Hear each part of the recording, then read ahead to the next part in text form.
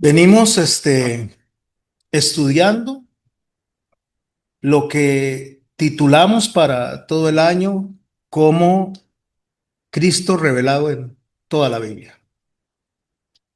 Hemos aprendido en estas semanas y la verdad es que de mi parte el Señor me ha hablado mucho a través de sí, me ha hablado a través del Espíritu Santo y me ha hecho ver cómo nosotros hemos cambiado realmente el propósito de la palabra de Dios, el propósito de las reuniones y lo hemos humanizado. Cuando digo humanizado, no solo es humanizarlo a Él, sino darle un enfoque hacia el ser humano, como para exaltar el ser humano, el ser humano sentirse bien.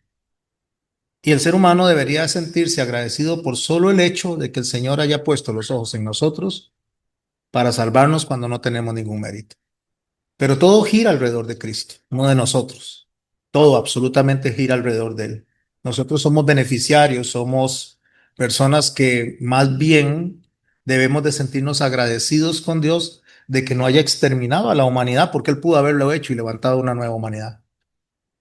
Pero vino Dios y decidió venir a buscar y a salvar lo que se había perdido. Y entonces alrededor de esto es que estamos haciendo esta serie de enseñanzas en la cual hoy vamos a estar en la número 6. Pero la enseñanza 6 y 7 van muy de la mano, la de este sábado y la del otro sábado. La enseñanza 6 se titula, que sería la de hoy, Jesús el que conquista y da reposo. Ese es el número 6. Y va a estar alrededor del libro como centro de Josué. Recuerden que voy tomando un libro cada semana, extraigo una enseñanza central y de ahí desarrollamos la persona de Cristo y las aplicaciones para nosotros. Y la número 7 la voy a dar el título porque van muy conectadas y van a ver entre esta y la otra semana la razón por la cual van conectadas, que sería en el libro de Jueces, y el título de esa enseñanza número 7 sería El libertador que no abandona. Hoy iniciamos con esta, Jesús, el que conquista y da reposo. Después de que estudiamos Deuteronomio, quedar en silencio en la Biblia sería muy peligroso para el pueblo. Moisés había muerto y con él muere un guía que estuvo con ellos 40 años, el que estaba intercediendo delante de Dios, el hombre que hablaba cara a cara con Dios, muere. El que levantó la vara para que se cruzara el mar, el que se enfrentó a las plagas, el que intercedió cuando el pueblo merecía juicio y Dios dijo que iba a exterminar ese pueblo y levantar una nueva generación. Y él le dice a Dios, recuerda que es por tu nombre, Señor, que van a decir los enemigos de ti, que sacaste a ese pueblo para matarlo en el desierto. Ese hombre ya no está, ese hombre muere. Venimos recorriendo desde el Génesis hasta acá una historia, una promesa que viene galopando por toda la Biblia. Y escuchen esta palabra, galopando por toda la Biblia. Porque cuando lleguemos a Apocalipsis, cuando Dios así lo permita, vamos a ver este galopar en la historia de la humanidad, desde que fue Adán creado hasta que el Señor cierre la historia y los tiempos en Apocalipsis. Ese hombre ya no está, hablando humanamente, porque Dios es un Dios de vivos y una vez que morimos estamos delante de la presencia de Él. Y ahí la historia se vuelve vulnerable.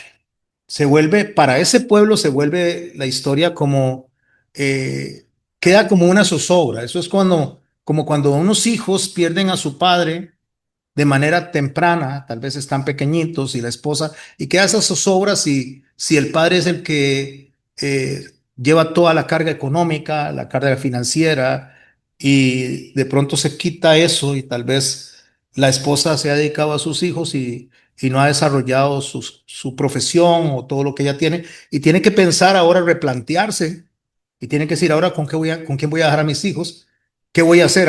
Ahí en ese momento entra eso que se conoce como un vacío dentro de lo que el pueblo está experimentando. Eso le pasó a ellos, como nos podría pasar a nosotros.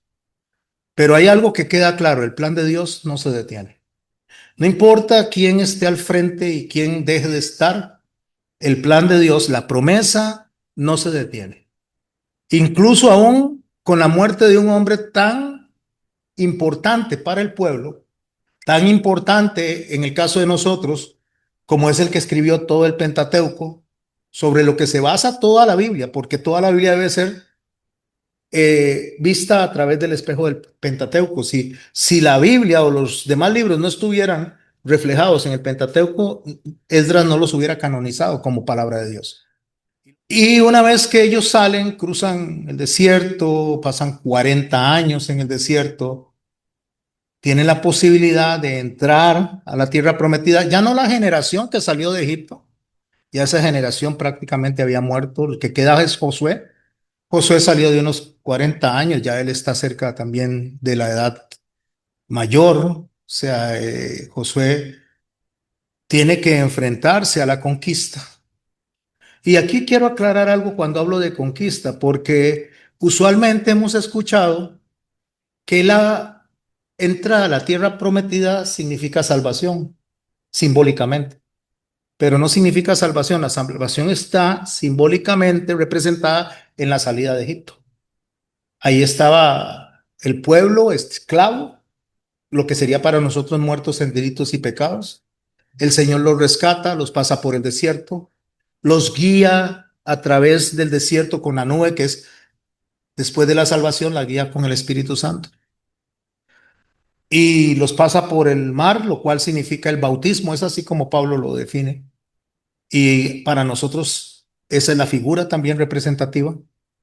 Así que entrar a la tierra prometida no es la imagen de la salvación, sino que es la imagen de la conquista después de la salvación.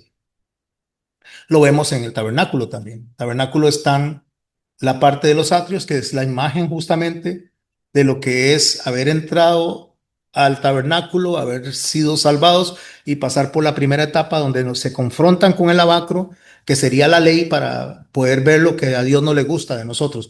La ley nos confronta a nosotros para ver lo que a Dios no le gusta y que lo empecemos a quitar. Eso es quitar justamente el pecado, quitar la levadura de nuestras vidas para poder entrar al lugar santo. Y al lugar santo se entra como se entra a la tierra prometida, que es conquista.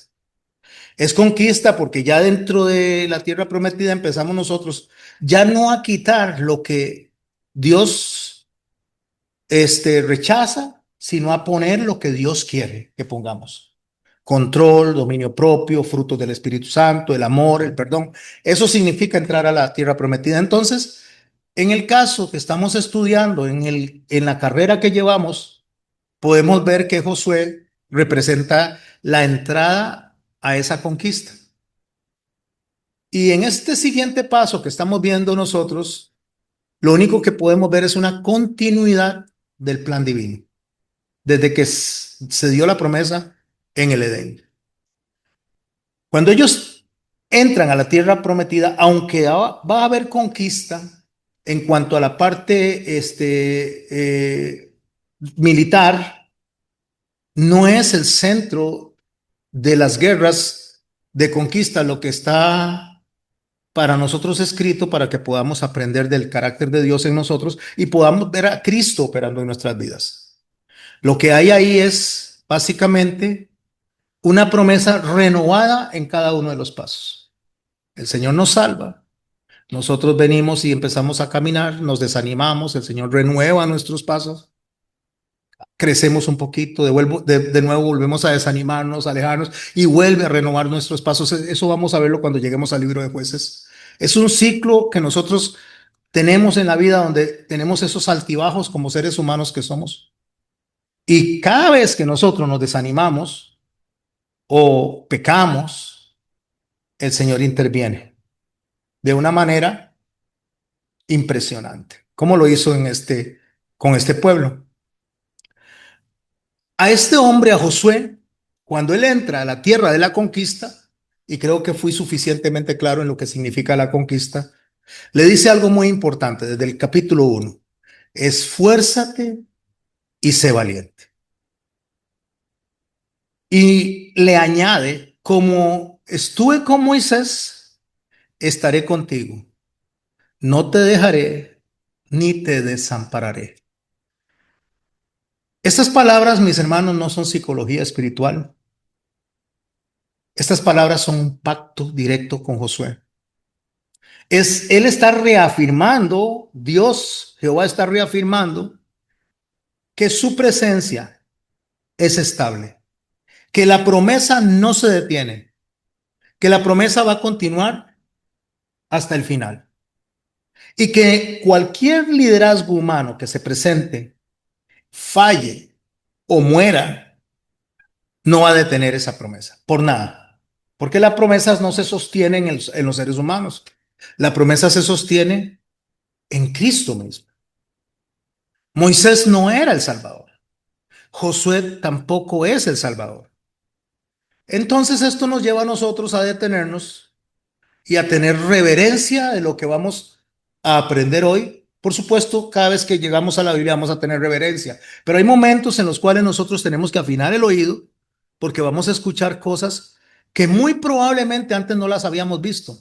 No que no las hayamos escuchado, no que no las hayan dicho, sino que las hemos pasado por alto y son enseñanzas que el Señor tiene tan poderosas que cuando nosotros las pasamos por alto y no las hacemos rema en nuestras vidas, es cuando nosotros caemos en esas caídas al fondo, ¿verdad? Y recuerde, la vida es de altibajos, pero cada vez nosotros debemos de tener menos caídas y mayor cantidad de mantenernos de pie. Ese es un cristiano maduro. Empezamos por el nombre de Josué. El nombre de Josué nosotros lo tenemos ahí en español, pero no es así como se llamaba él. Él se llamaba Yehoshua.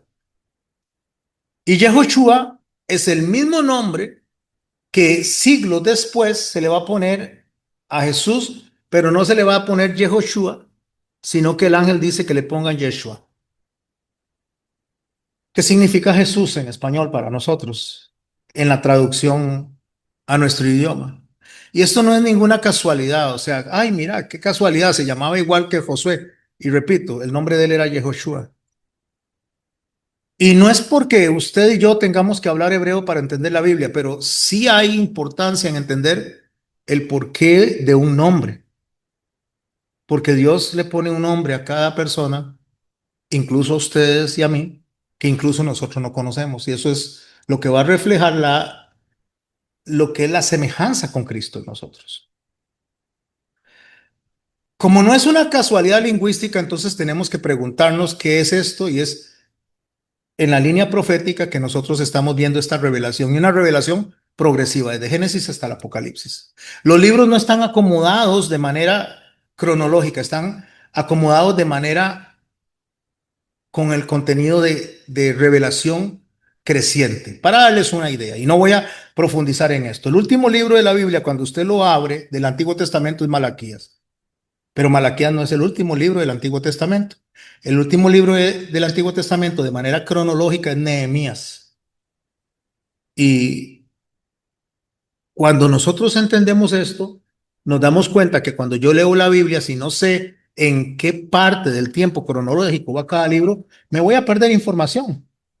Y usted oye a gente diciendo, es que este es el último libro de la Biblia, el Malaquías. No, es el último libro de la forma en que se acomodó según los que lo canonizaron. O cuando alguien dice, es que aquí como está en mayúscula, aquí se refiere a Dios y resulta que en hebreo, hablando del Antiguo Testamento, no existen las mayúsculas. No hay números, no hay ni signos de puntuación. Pero no me voy a meter en esta parte de la parte literaria del libro, pero es para decirles que son cosas que nosotros tenemos que tener presentes a la hora que se estudia la Biblia. Entonces este nombre, Yeshua, lo que hace es revelar en toda la Biblia realmente lo que Dios quería que nosotros entendiéramos en Cristo, en Jesús, lo que hemos de recibir nosotros en todas nuestras áreas. El nombre de Josué, que es hijo de Nun, como les digo, Se le cambia a él el nombre, pero él no es la figura central, aunque se llame Yehoshua. Yehoshua significa de manera abreviada Jehová salva. Eso es lo que significa. Yehu es el nombre de Jehová de manera abreviada y Shua o Yasha significa salvar o rescatar. Entonces, cuando escuchamos que se le dice a Josué, hijo de Nun, Yehoshua, se le está diciendo Jehová salva. Y a Jesús se le conoce como Yeshua.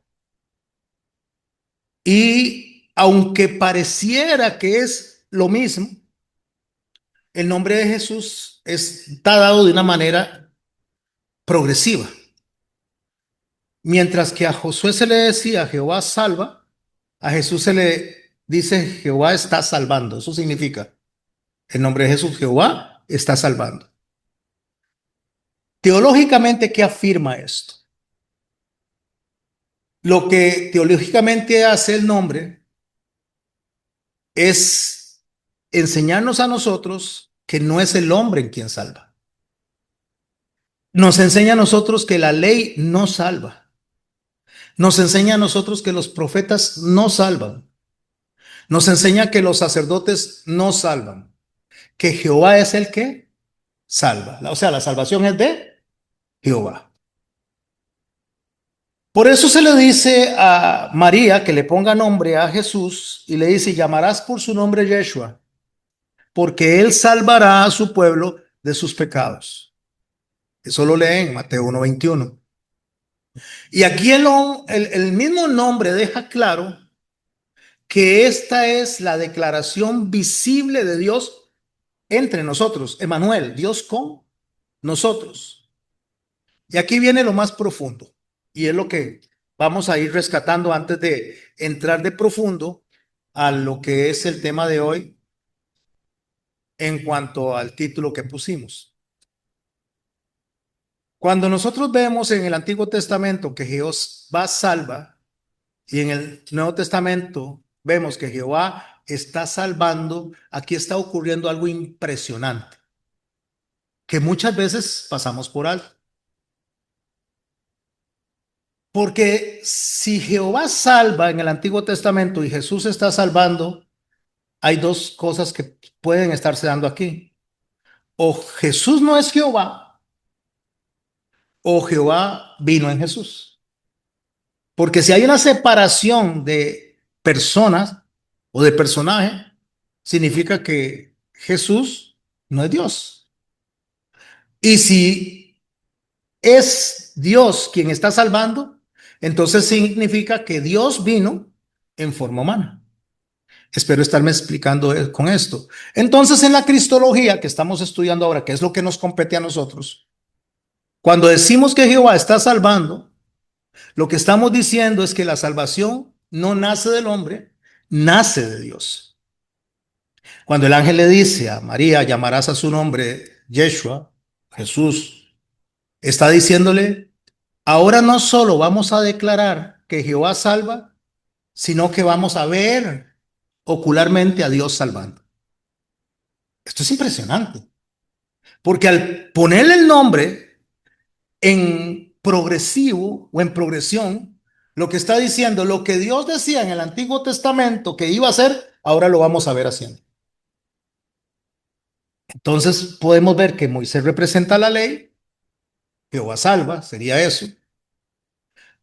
Josué representa la introducción de la herencia, Jehová salva, sería eso. Pero Cristo cumple todo eso, que es cuando él le dice a los fariseos, vayan y examinen las escrituras, porque ustedes creen que ahí hay salvación. Vemos cómo está la conexión. Pero ellas hablan de mí. O sea, ellas apuntan al que salva. Las escrituras no salvan, pero hablan de quien sí salva. Entonces vemos a Jehová salvando. Porque la ley en sí misma, como les dije, no salva. Anuncia al que salva. Y Josué lo que hace es hablarnos a nosotros de la herencia salvífica que está en esa línea de la promesa que viene desde Adán. En ambos casos la declaración es la misma, tiene que ver con Dios, pero Josué no salva, Moisés no salva, pero Cristo sí salva. Pero no solo salva, sino que está salvando y es Dios salvando. Eso me recuerda cuando el Señor Jesús dice algo a Felipe, le dice Felipe, muéstranos al Padre, dice, y nos basta. Entonces él le dice, Felipe, ¿cuánto tiempo he estado entre vosotros y aún no me conoces? Dice, el Padre está en mí y yo estoy en el Padre. Aquí lo que estamos viendo, sin que la cabeza de nosotros empiece a tratar, pero es el mismo, o son separados, o son tres, o son dos, o son uno. No, no, no, lo que tenemos que ver es la declaración que Dios se hizo carne para salvarnos. Y tratar de entenderlo humanamente, eso es imposible. Decía un teólogo muy famoso que el querer entender la Trinidad nos volvería locos, pero el negar la encarnación de, de Dios en el Hijo y negar el Espíritu Santo proveniente del Hijo nos haría a nosotros herejes y nos llevaría al infierno. Entonces, ¿qué es lo que tenemos que nosotros ver? Lo que tenemos que ver nosotros es como estamos estudiando la palabra de Dios, tanto hoy como los viernes y como los lunes, estudiando lo que el mensaje dice, no lo que nosotros queremos entender. Porque si nosotros apreciamos esto y cada uno de estos textos, podemos ver a Dios salvando en todo momento. Podemos ver en Moisés la justicia de Dios anunciada. Podemos ver en Josué la fidelidad de Dios. Y podemos ver en Cristo la acción directa de Dios entre nosotros. Moisés levanta la serpiente en el desierto, como lo estudiamos anteriormente, pero Jesús se levanta a sí mismo en la cruz. Yo doy mi vida, dice, nadie me la quita. Yo la doy y la vuelvo a tomar. Eso solo Dios lo podía hacer, nadie más puede hacer eso. Josué introduce al pueblo en Canaán para la conquista y Jesús nos introduce a nosotros a través de sí mismo y del Espíritu Santo en el reino de los cielos, que es lo que estamos nosotros experimentando ahora. En el Antiguo Testamento, la proclamación de Jehová salva y en el Nuevo Testamento es Jehová está salvándonos. Emanuel, Dios entre nosotros. Cuando analizamos esto a la luz del escritor de Hebreos, que no dice quién es, pero yo a título personal me parece que es Pablo, porque es toda la teología de Pablo ahí en el libro de Hebreos. En Hebreos 4:8 dice así, porque si Josué les hubiera dado el reposo, no hablaría después de otro día. Porque resulta que la tierra prometida, aunque quiere parecer como que es un lugar de reposo, si bien es cierto que se entra a un lugar donde ellos van a poder asentarse, repartir las tierras, no es el lugar definitivo. Como para nosotros el haber sido salvados, estar aquí en la iglesia reunidos, ya sea nosotros o alrededor del mundo la iglesia, no es el lugar definitivo. ¿Somos qué? Peregrinos y extranjeros. Porque el verdadero reposo no es geográfico, no es denominacional. El verdadero reposo no es territorial, el verdadero reposo es eterno. Entonces, mientras que Josué conquista ciudades, que es la figura de que Dios salva en la tierra, Jesucristo conquista corazones para la eternidad. Josué cruza el Jordán, Jesús cruza la muerte, trasciende la muerte. Y Jesús dice en el Apocalipsis, yo fui el que vino, el que soy y el que vendrá. El que estuvo muerto y que vive. Mientras que Josué enfrenta murallas visibles, como fue en Jericó, el Señor enfrenta murallas invisibles, como la culpa, la condenación, la separación, la amargura, el dolor, el resentimiento, el rencor. Porque aquí podemos estar todos reunidos, mis hermanos y mis hermanas, con la sonrisa más linda y sintiéndonos los más buenos, los más santos, pero cuando viene la presión y nos prensa, como se prensan las olivas para sacarles el aceite, ahí es donde sale de verdad lo que somos. Contaba yo en varias oportunidades que usted puede agarrar una pasta para dientes. Así se dice, es que yo digo pasta de dientes, pero la pasta no es de dientes. Pasta dental, gracias, Rafa. Usted agarra una pasta dental y no le quita la tapa, está llena, recién comprada, y la aprieta. Entonces esa pasta va a tirar todo por donde salga, por donde primero se reviente. Pero si usted agarra y quita la tapita y aprieta, la pone con cuidado en el cepillo y se puede limpiar los dientes, se puede asear. Así somos nosotros. Somos como esas pastas dentales, así fue como amigo, como esas pastas dentales que cuando viene la presión, cuando alguien viene y nos trata mal, nos hace sentir mal, nos rechazan o nos dicen algo que no nos gusta y le pone la tapita y nos apretan, sale por las orejas, por la nariz, sale lo que somos, por donde sea. Pero principalmente por la boca. Y dice el Señor que de la abundancia del corazón habla la boca. Entonces la presión nos hace que de nosotros salga lo que somos nosotros. Entonces usted oye a una persona hablando muy bonito. Ay, mis hermanos, y la victoria en Cristo, y ese lenguaje evangélico, a mí, yo no me lo he aprendido, ni quiero aprendérmelo. Pero cuando digo, no es porque el evangelio me moleste, es que el lenguaje que se utiliza hoy en día ni siquiera es acorde a la Biblia. Entonces se nos sale ese lenguaje evangélico en victoria, prosperado y en victoria, todo eso.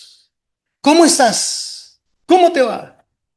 Prosperado y en victoria. Y otra cosa más.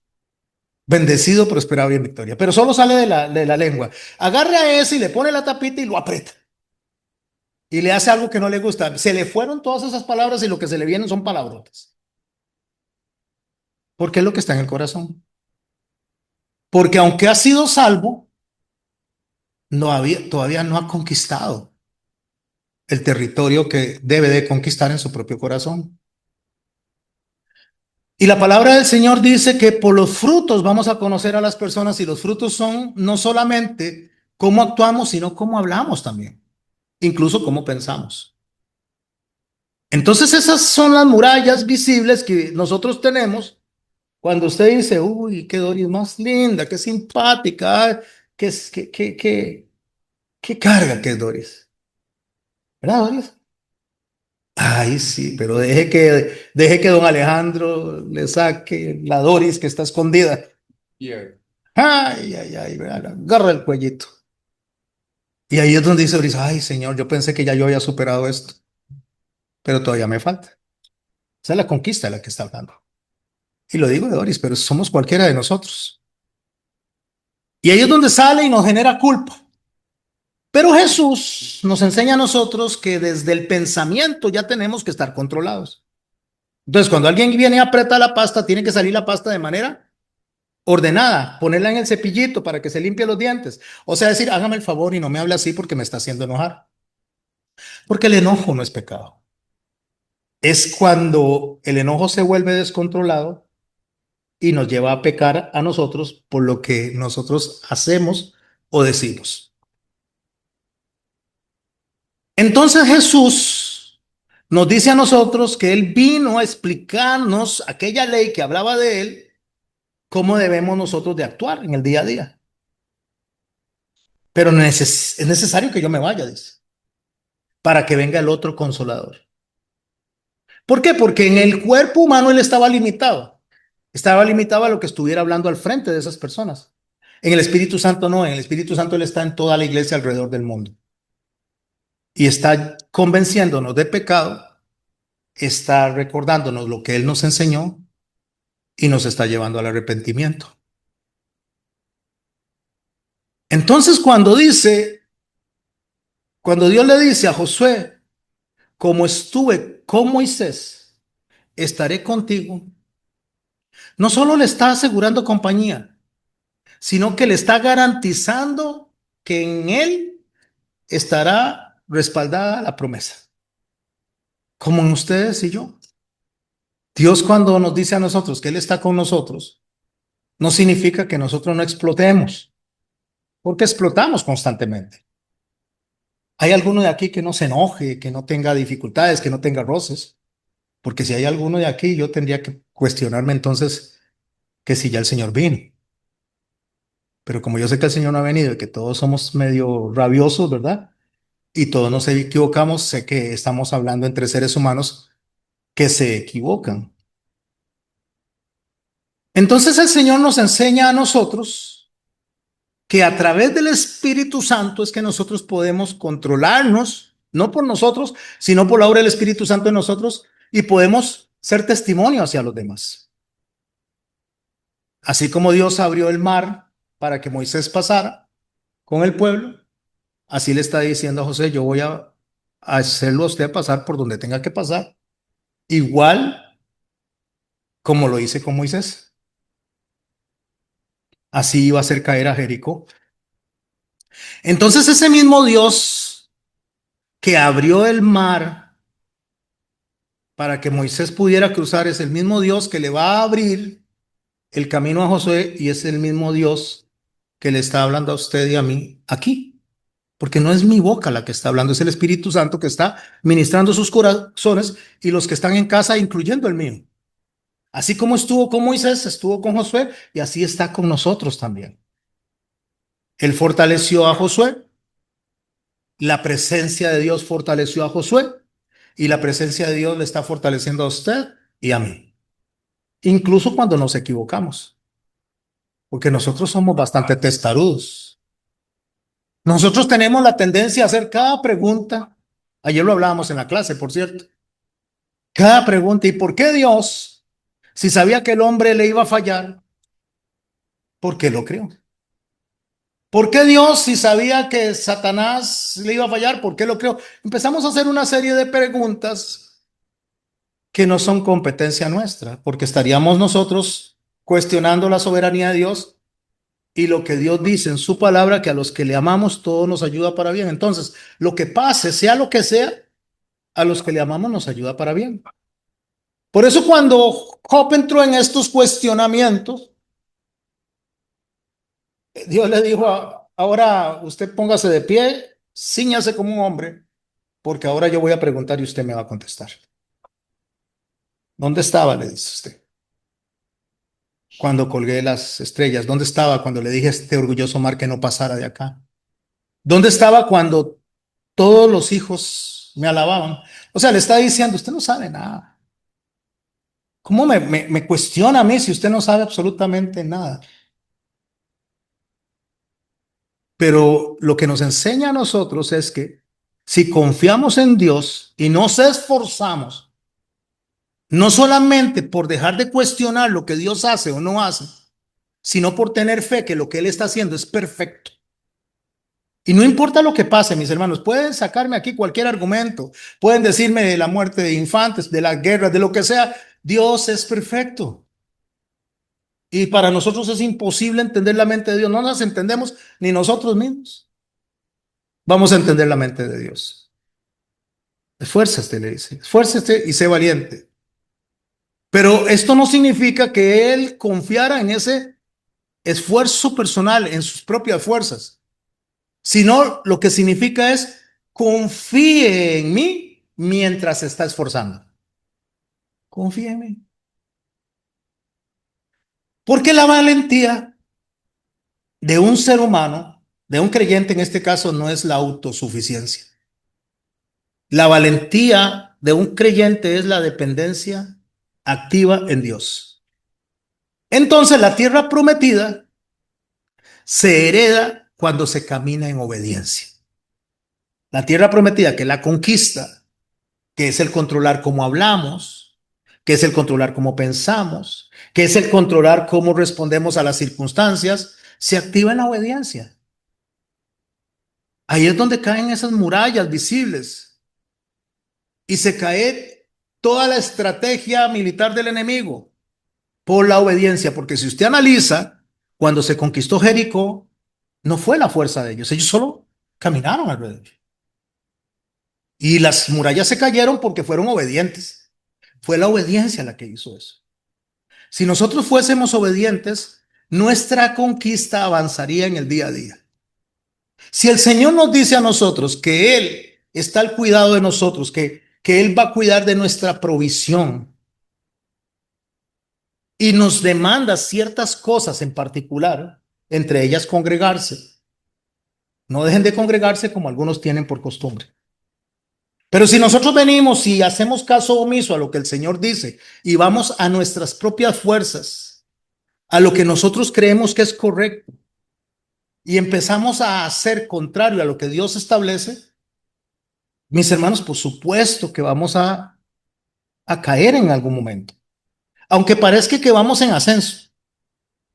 Pero Dios es tan impresionantemente hermoso que nos deja ir hacia Tarsis, aunque nos dice que vayamos a Nínive, creo que estoy hablando del libro de Jonás. Vea, vaya para Nínive, vaya predique ahí. Eso es lo que yo quiero. No, yo no quiero ir ahí. Yo no quiero ir ahí, ahí están los enemigos, yo no voy a ir ahí, yo cojo para Tarsis. Bueno, papito, vaya a ver para dónde va a ir. Vamos a ver hasta dónde va a llegar. Baja a Jope, compra un tiquete. Les iba a decir que de avión, pero no había aviones en ese entonces. Compré un tiquete para irse en un bote. Coge hacia Tarsis, que es al lado contrario, totalmente 3.000 millas hacia el lado contrario. Y Dios lo deja, vaya tranquilo, a ver hasta dónde va a llegar. Manda una tormenta y él como si nada. De pronto la gente dice, algo está pasando aquí. Y él le dicen a él, ¿qué es lo que sucede? Es que yo soy hebreo, dice, y sirvo a Jehová. Por eso es esta tormenta. Pero si me echan al mar, todo esto se acaba. Vea qué cabeza. Él estaba claro lo que estaba pasando, que iba al lado contrario, y él mismo dice cuál es la solución. Y que todos sabemos cuál es la solución. La solución no es trabajar más, la solución no es esclavizarnos, la solución no es alejarnos, la solución es obedecer. Punto. Y ante la obediencia, Dios honra a quien le honra. Porque Dios, cuando conquistamos nosotros, siempre nos da pruebas de la conquista. Él no nos dice a nosotros que sucumbamos a la tentación, ni que estemos en una tensión espiritual. Él dice, estén en paz, no os afanéis por nada. ¿Qué es afán? ¿Han estado afanados en algún momento ustedes? ¿Estresados? Yo les pregunto, como hijos de Dios, yo no estoy preguntando a una persona de afuera, como hijos de Dios, ustedes no han tenido el dinero para pagar la luz, ejemplo, la electricidad, y no han podido pagarla a veces en el último momento. A mí me ha pasado que tal vez no ha llegado nada de trabajo y de pronto llega el día que tengo que hacer un pago y ahí llega Dios y me sorprende. Y tengo ya unos 9 años de estar así. ¿Cuánto tenemos desde la pandemia? 5 años más 3 de pandemia. Es así, ¿verdad? 8 años. 6 años después de pandemia. 19, 20. Y 3 de pandemia, 9, sí. Lo que quiero decir es que todos los días Dios me sorprende. Y ciertamente todos los días trae maná. No estoy poniéndome ejemplo, es que sé que con ustedes es lo mismo. Si yo no tengo un Dios diferente al de ustedes. Es que si yo estuviera hablando con gente que tiene otro Dios, yo le dijera, ¿y cómo es el asunto ahí con el Krishna ese o no sé? No, pero yo estoy hablando de Jehová Dios. Y es igual con Moisés como es con Josué. Y es igual conmigo como es con usted. Dios no tiene sombra de variación ni hace acepción de personas. La acepción la hacemos nosotros cuando somos desobedientes. Entonces vaya un poquito hacia Nini, vamos a ver, lo deja ir un poquito. perdón, hacia Tarsis. Vaya un poquito hacia Tarsis y lo deja ir y de pronto le dice, ahora sí, al mar. El Señor nos da cuerda y después jala. La primera vez jala y es un poquito de dolor. Y ya, ay no, Señor, voy a ser obediente. Y de pronto otra vez empezamos a coger hacia el otro lado y vuelve a jalar. Y eso es lo que está pasando con este pueblo. Este pueblo pasó por todo el desierto con Moisés, murmuraron 10 veces, dejó que muriera la primera generación y mete a la segunda generación y la segunda generación de la misma manera empieza a actuar. Y eso es lo que vemos en el libro de Jueces, los altibajos que el pueblo tiene. Vienen y Dios les pone un juez porque se arrepienten, ay Señor, perdónanos, y les manda un juez y se vuelven a descocherar, no sé si así se dice bien, se vuelven a desordenar y cae juicio y otra vez perdón. Y así estamos todos los días. Porque Dios, mis hermanos, si hay algo que Josué aprendió, y lo vamos a ver al cierre de esta enseñanza, dentro del liderazgo es que no hay liderazgo que transforme a nadie. Yo puedo explicar esto aquí todo lo que quiera. Es más, ustedes y en casa y los que me escuchen después lo pueden entender. Pero no hay nadie que pueda obligar a creer a nadie. Nadie. Nadie puede guiar, nadie puede advertir, nadie puede exhortar, ni nadie puede hacer que el corazón de otro se rinda. Nadie. Y ese es el mensaje que está aquí. Este es el mensaje que vamos a tener hoy. Es un mensaje profundamente pastoral. Nadie puede obligar a nadie a creer, nadie puede obligar a nadie a confiar. Es más, ni siquiera Dios lo hace. Dios se presenta, Dios se expone, Dios tira la semilla. Y nosotros vemos qué hacemos con eso. Entonces, ¿qué pasa con nosotros? Que terminamos desgastándonos, tratando de hacer comprender a los demás de la necesidad, de la importancia de que es congregarse como iglesia y obedecer ese mandamiento. Y lo decimos una y otra vez, y no yo, lo dice otro predicador y lo dice otro predicador y lo dicen hasta los incrédulos. Tanto es así que hay un montón de gente no creyente que se congrega muchas veces porque sabe que hay que hacer eso. No entiende por qué, pero sabe que hay que hacerlo. Porque si bien es cierto, mis hermanos, que no todos los que se congregan son iglesia, toda la iglesia se congrega. Porque la iglesia es obediente. Entonces nosotros nos desgastamos, insistimos, sacamos argumentos, queremos que todos nos entiendan de la urgencia que hay en obedecer a Dios en medio de este tiempo grandioso de gracia. Porque la gracia es inmerecida, es algo que Dios nos pide a nosotros y no nos presiona. Ustedes escogen, dice, la maldición o la bendición. Ahí está al frente de ustedes. Ustedes son los que escogen qué es lo que quieren. Él lo presenta delante de nosotros, pero al final de cuentas, nosotros somos los que escogemos y cuando escogemos mal, no hay absolutamente nadie humanamente que nos haga salir de esa idea equivocada en la cual estamos caminando. Nadie. Nadie nos dice a nosotros que nos rinamos delante de Dios y decimos, wow, nos entró un ataque de arrepentimiento y un ataque de convicción y de pronto amanecimos con un ataque de fidelidad a Dios. No, eso no funciona. Simplemente el que no quiere hacerlo no lo hace ya. Y va a tener excusa tras excusa tras excusa y va a excusar de que lo hago por esta razón, lo hago por aquella razón. Al final de cuentas se va a volver puras excusas. Se lo hicieron a Jesús, ay, es que tengo que ir porque mi padre murió y tengo que enterrarlo. Ay, es que vendí unos bueyes y tengo que ir a atender, es que vendí un terreno. Puras excusas nos volvemos nosotros. Algunos que porque llueve no se congregan, pero cuando no llueve es porque hace mucho calor. Otros porque no tienen carro, pero cuando tienen carro porque es que está muy cara la gasolina.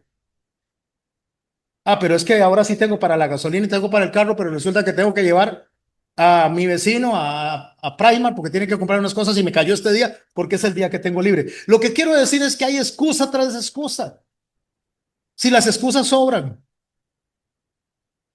pero nosotros no podemos hacer entender a nadie, ni de lo más esencial, por dos cosas, porque no tenemos ni la autoridad, ni tenemos el permiso de Dios para hacerlo. No podemos forzar a nadie. ¿Qué es lo que hace Dios? Dios llama, Dios invita, como lo está haciendo ahorita. Y en la mente y el corazón de algunas personas podría estar, no digo que está, pero podría estar que, no, pastor, es que usted no sabe, usted no conoce mi vida, usted no conoce cómo yo funciono, yo tengo que hacer esto, yo tengo que pagar aquí, que pagar allá. Qué raro, mis hermanos y mis hermanas, que resulta que en la conquista que vivimos nosotros hablamos de un Dios que todo lo puede, predicamos a un Dios dueño de todas las riquezas, hablamos de un Dios que conoce hasta nuestro ADN, pero le decimos, no, Dios, yo tengo que hacer esto porque si no lo estás haciendo tú, yo lo tengo que hacer. Entonces ahí me disculpas porque no puedo obedecerte aquí o acá porque si no te ayudo, no voy a salir adelante. ¿Así actuamos o no actuamos así? Por eso es que el Espíritu Santo es el que nos tiene que convencer, no nosotros. Y el Espíritu no Santo nos convence a tomar decisiones personales en medio de la aflicción, cuando se aprieta la pasta. Entonces, después de años de guerra, después de victorias, después de fracasos, después de ver la fidelidad de Dios todos los días, cuando Josué estaba guiando a este pueblo en medio de tantas dificultades, ya Josué llega al final. Él sabe que va a morir y él reúne al pueblo. No para manipularlo, no para intimidarlo, no los obliga, solo los reúne y empieza a recordarles la historia. ¿Qué es lo que estamos haciendo aquí? Empieza a recordar toda la historia. Y en esa historia él les recuerda la fidelidad de Dios y los confronta con una decisión. Escojan a quién servir. Esa es la confrontación que le hace. Ahora escogeos hoy a quién vais a servir. ¿A los dioses del otro lado o a Jehová Dios? Y esta frase, mis hermanos, es profundamente cristológica. Fue como cuando Jesús vio al joven marcharse, al joven rico, porque no pudo renunciar a lo que él consideraba que era la seguridad suya financiera. Él vio como muchos discípulos lo abandonaron cuando los confrontó de esta manera. Por eso Jesús lloró. Lloró porque a pesar de que Él es a pesar no sé si está bien, gracias a que Él es la salvación, que Él es la solución, más bien fue rechazado. Pero Él no los fuerza, los llama al arrepentimiento. Porque la gracia no es coerción, la gracia es una invitación a recapacitar y a retomar el camino. Entonces, Josué le dice al pueblo dentro de esa declaración donde él empieza a recordar toda la historia, le dice al final una frase impresionante que es la que nos vamos a llevar en nuestro corazón esta noche. Pero yo y mi casa serviremos a Jehová. Yo no sé a quién van ustedes a servir, pero yo y mi casa serviremos a Jehová. Esto no es una frase aislada, mis hermanos. Esto es una convicción que se ha formado en el corazón de este hombre con el paso de los años. Es dependencia en Dios total. Es la madurez de alguien que entendió que es Dios quien lo sacó de Egipto y que nos está llevando al final. Es alguien que entendió que él no puede decidir por otros. Ustedes vean a quién sirven. Ya yo tomé una decisión. Yo voy a decidir servir a Jehová y mi familia también. Cuando él dice yo y mi familia, pareciera como que está usando un lenguaje equivocado, porque nosotros vamos a decir, ah, el burro adelante para que no se espante. Él tiene que decir mi familia y yo. No, no, yo y mi casa. ¿Por qué? Porque él tiene la responsabilidad delante de Dios y la casa, él tiene que ser testimonio de la obediencia hacia Dios. Entonces, por eso dice yo y mi casa. Durante mucho tiempo, cuando Pablo y Bernabé andaban enseñando, Pablo escribía Bernabé y yo, porque Bernabé era el que tenía la autoridad. Pablo estaba aprendiendo. Pero llegó un momento en que Pablo dijo yo y Bernabé. ¿Por qué? Porque ya él tomó una posición que Dios le dio como autoridad. Entonces, esta madurez que alguien debe tener, Josué entendió que él no la puede traer a nadie. Yo no puedo, como pastor, trasladarle lo que Dios me ha enseñado a mí a ninguno de ustedes. Puedo predicar, pero no puedo trasladar eso. Ustedes no pueden trasladárselo a su esposo, a su esposa. Yo he escuchado a hombres decir, es que yo llevo jalando a mi esposa, la voy cargando al hombro. No puede hacer eso. Eso no es competencia, no tenemos la autoridad ni el permiso de Dios para hacerlo. O viceversa, esposas que dicen, uy, es que yo quisiera traer del pelo a mi esposo aquí. Sí, lo trae del pelo y podría estar ahí para que usted esté contenta, pero al final de cuentas, el corazón no está rendido delante de Dios. Solo está por la fuerza. Así que mis hermanos, cuando Josué dice, yo y mi casa, él está diciendo que la guía de su hogar está en sus manos, no el pueblo. Entonces esta declaración no es una rebeldía social, no, no es que ya no los quiero, les tiraría diciendo José, no, ya no los quiero. No, no, esa es la claridad espiritual a la cual se llega en la madurez para entender que si usted está sentado aquí es porque Dios lo trajo, aunque venga a regañadientes. Tampoco es indiferencia a los demás, como decir, ay, que se vayan todos al infierno. No, no es eso. Es la responsabilidad personal de cada individuo. Usted tiene una responsabilidad de sus actos delante de Dios y yo puedo desgastarme aquí predicando, desgastarme enseñando, puedo hacer lo que sea que usted no va a aprender por mis palabras. Pastor, no, claro que sí, es que, repito lo que me han dicho algunos pastores, que me bendicen mucho cuando se enseña. He aprendido tanto. Gracias a Dios por el pastor y por todo lo que nos ha enseñado. Mire mi dedito.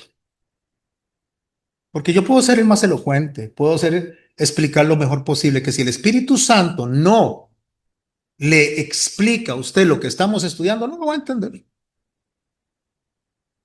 Entonces aquí está la conexión con Cristo, directa y profunda en lo que él está diciendo de qué es servir a Jehová.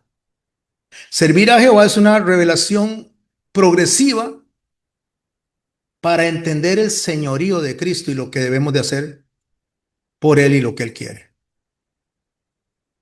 Porque el nombre, sobre todo nombre, por el cual toda rodilla se dobla y toda lengua confiesa, no es el de Moisés, no es el de ningún pastor, es el nombre de Cristo, el que está salvando, y es que está salvando porque todos los días y en este momento el Señor está ministrando nuestros corazones. Porque Jesús no solo vino a perdonar los pecados cuando nos arrepentimos, Él vino a gobernar nuestras vidas. Porque la conquista más profunda no es territorial, es del corazón.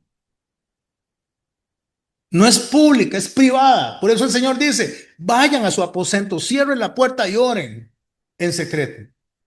Y usted puede agarrar y levantarse y salir corriendo para su casa, meterse a su cuarto y cerrar. No está diciendo eso el Señor Jesús. Está diciendo, métase a su corazón. Analícese, examínese a sí mismo.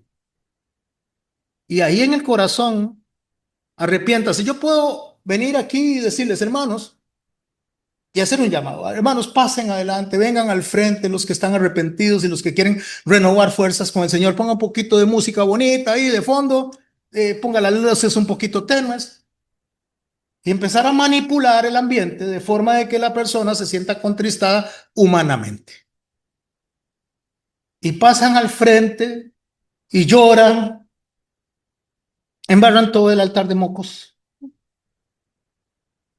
Y después de eso, se van para su casa y siguen haciendo las mismas fechorías. Porque fue pura emoción. Como pura emoción puede ser ir a ver un partido y que metan un gol y ¡ay! De un infarto ha caído la gente después de un gol. Pura emoción. Porque pura emoción es que vayan a escuchar a un cantante ahí que ni canta nada. Y todo el mundo grita como loco.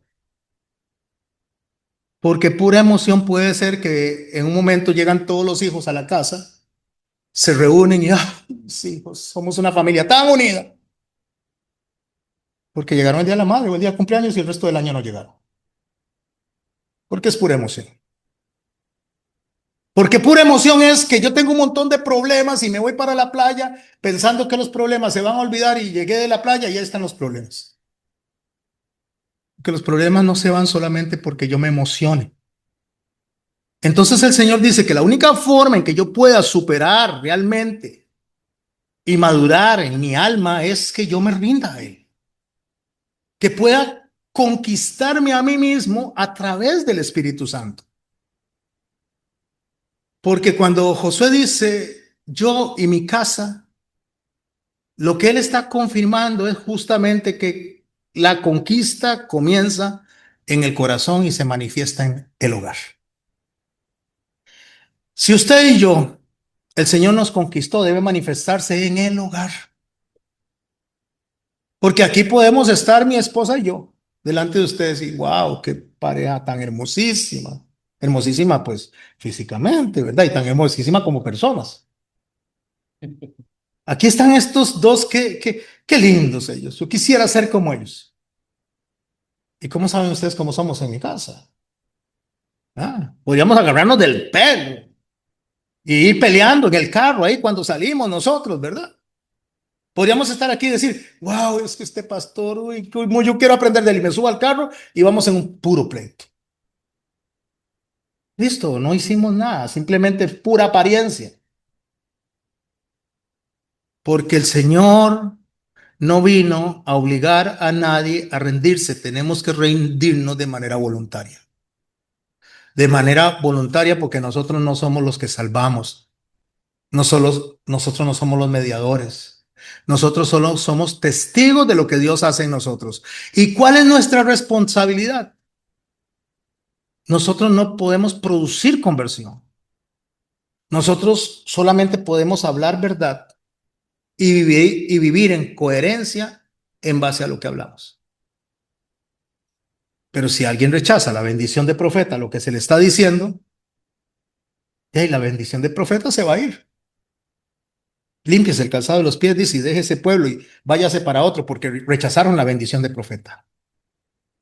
¿Cuál es la bendición de profeta? La bendición no es el mensajero, la bendición es el mensaje. Porque si nosotros, mis hermanos, no nos rendimos al Señor y dejamos de creer en nosotros para creer en Cristo, jamás vamos a aprender a obedecer, jamás. Porque el libertador que nos da reposo a nosotros, que es Cristo, y el Espíritu Santo, póngale, si quiere, pone luces de neón a lo que le voy a poner, luces de neón en pantalla y que hayan hasta humo y estrellitas, jamás nos abandona. Dios nunca nos abandona. Quienes le damos la espalda a Dios somos nosotros. Él nunca nos abandona. Él constantemente está diciendo, si están cansados, si están cargados, vengan a mí y yo los haré descansar. Y vengan a mí, los haré descansar, mis hermanos. No piensen que es que ustedes llegaron del trabajo tan cansados y sudando ay, Señor, dame descanso porque me duele todo este hermoso cuerpito.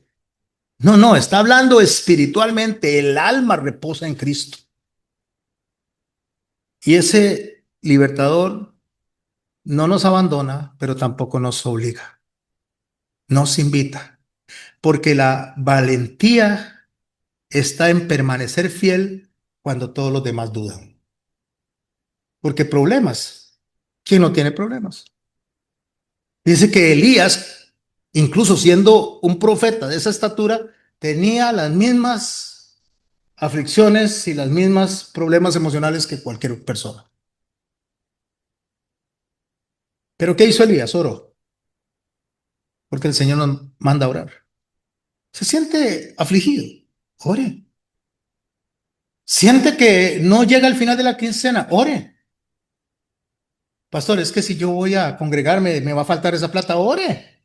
Señor, si usted me está diciendo que me debo de congregar porque es su mandato y es su día, Señor, lo voy a obedecer y dejo en tus manos la respuesta.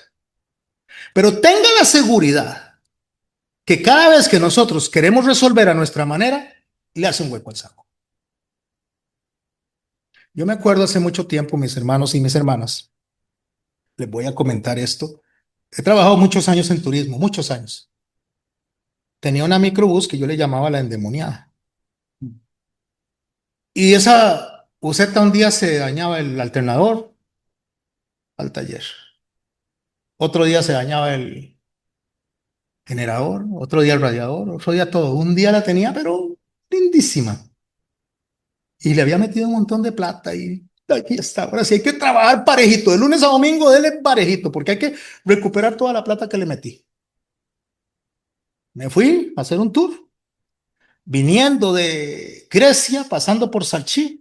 En una vuelta sale un tipo de la esquina allá arriba donde nadie debía de haber y sale con una piedra y me quiebra el parabrisas. Una pedra al parabrisas y ¡pua! Se estalló el parabrisas. Y los turistas, paremos y lo agarramos y todo eso. No, no, no, que nos van a asaltar. Le digo, vámonos a ir a parquearla, agarrar la platica que me había ganado ese día e irme al agua Camaya que me cambiaran el parabrisas. Ahí se fue por el hueco. ¿Por qué? Porque Dios es veraz. Y si Dios dice que Él va a respaldar al que le obedece, Él lo va a respaldar.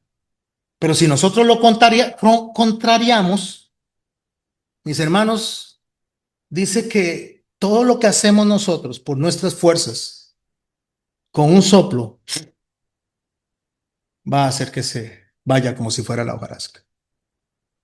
¿Ustedes han hecho castillitos con, ¿cómo se llama esto para jugar? Naipes, cartas, sí, ¿verdad? Han hecho castillitos que los forman así y todo bonito. Hágale así, se cae. Así es cuando nosotros nos concentramos en conquistar la tierra prometida con nuestras fuerzas. Entonces Josué les dice a ellos, yo no sé a ustedes, le dice, y esto es lo que les voy a decir a ustedes hoy en esta noche, yo no sé ustedes los que están en casa, ¿qué van a hacer? Solo les estoy contando la historia de todo lo que pasó durante este proceso, desde que salí de Egipto hasta aquí y ya voy a morir. Les estoy contando toda la historia. Que un día Dios me dijo, esfuérzate y sé valiente. Es más, me dijo, esfuérzate y sé muy valiente. Y yo estaré contigo todos los días de tu vida. Y así es como termina este libro de Josué. No con una espada en alto, no con una última batalla, no con ninguna hazaña militar. Termina con una declaración familiar, doméstica. Yo y mi casa serviremos a Jehová. Él había cruzado el Jordán, había visto caer los muros de Egipto, de Jericó, perdón. Había visto caer los muros de Jericó. Había repartido la tierra. Y después de haber experimentado victorias y tropiezos, errores de él mismo, Josué entiende que la mayor conquista no es territorial, no es material. La mayor conquista es espiritual. Es donde toda la tensión, todo el afán es conquistado, donde el estrés es conquistado. ¿Sabía usted que el 90% de las enfermedades vasculares, el 90% de las enfermedades psicosomáticas, todas estas enfermedades vienen por el estrés, por La ansiedad por estar usted en una pura tensión. Ay, ay, tengo que hacer esto. Ay, tengo que hacer aquello. Tengo que hacer aquello. Uy, tengo que pagar. Tengo que pasar. Todo eso genera porque el cuerpo, como no tiene la capacidad de producir dinero ni de producir paz, entonces produce enfermedad. El 90% de las enfermedades son por tensión, por estrés. Y el otro 10%, pastor, por cosas naturales, porque genéticamente lo tenemos, pero si nosotros controlamos la tensión, el estrés, conquistamos la tierra como Dios dice que la conquistemos confiando en Él y que Él es el que va a suplir en el día a día, aquí está el maná para hoy. No lleve más. Lleve lo que necesita para hoy. No tengo que trabajar mucho, mucho, mucho, mucho, mucho, porque tal vez mañana se acaba. No, lo de hoy, porque si coge de más se va a podrir. ¿O por qué cree que Jesús oró de esta manera? Danos el pan nuestro de cada día. ¿Usted cree que el Señor no nos está enseñando a nosotros a tener dependencia diaria? Y cuando llegaba el día último, decía, cojan para 2 días porque mañana es día de reposo. Y no se podría. Entonces, el Señor nos dice, pidan por el pan nuestro de cada día. ¿Por qué no nos dice, pidan por el pan nuestro del año completo? Es más, ¿por qué del año? Pida por 10 años de pan. No, el Señor dice, dependan de mí el día a día. Y no es que no trabajemos, es que confiemos que si lo hacemos según las instrucciones que Él nos da, nos dará bendición hasta que ésta sobreabunde. Y no estoy hablando desde la teología de la prosperidad, estoy hablando de una verdad bíblica. El Señor dice, confíen en mí, pero nosotros decimos confiar de lengua. Este pueblo de labios me honra, pero su corazón está lejos de mí. Josué se muere y termina el libro y inicia otro que es el que vamos a estudiar la otra semana, donde dice, cada uno hacía lo que bien le parecía. Entonces, describe que a pesar de que Josué los confrontó, no los pudo convencer, porque el Señor Jesucristo deja claro que el centro de nosotros es nuestra casa y que el corazón se va a rendir ante el juez justo, no ante ningún predicador. Y cuando el caos aparece, nosotros tenemos que comprender que la dirección de nuestra vida en medio del caos solo está en las manos de aquel que gobierna con fidelidad, con lealtad y que lo que Él promete, Él lo cumple. El reposo está ahí. Se llama Jesús. La herencia está entregada, se llama Jesucristo.